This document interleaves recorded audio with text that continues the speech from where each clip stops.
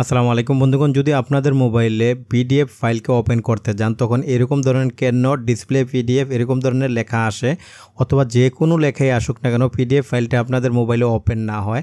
আজকের এই ভিডিওটিতে আমি আপনাদেরকে দেখাবো এই সমস্যাটাকে আপনারা কিভাবে সলভ করবেন। আপনাদের মোবাইলে পিডিএফ ফাইল ওপেন না হলে এটা সলভ করার জন্য প্রথমে আপনারা প্লে স্টোরে চলে যাবেন। প্লে স্টোরে আসার পরে এখানে উপরে সার্চ বার আছে, এখানে আপনারা লিখবেন WPS লেখা আপনারা এটাকে সার্চ দিবেন।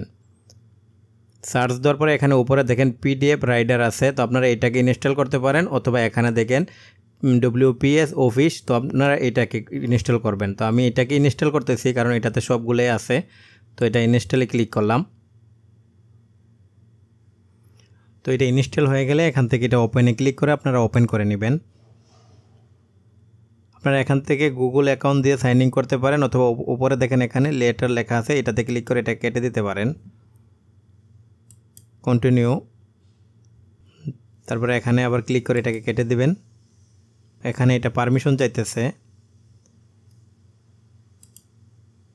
এটাতে ক্লিক করবেন, এখান থেকে এটাকে পারমিশন দিয়ে দেবেন। বাস পারমিশন দিয়ে এখান থেকে এটা ব্যাক করে পিছনে চলে আসবেন। তারপরে এখান থেকে আপনার মোবাইলের যে ফাইল ম্যানেজার আছে ওইটাতে ক্লিক করবেন।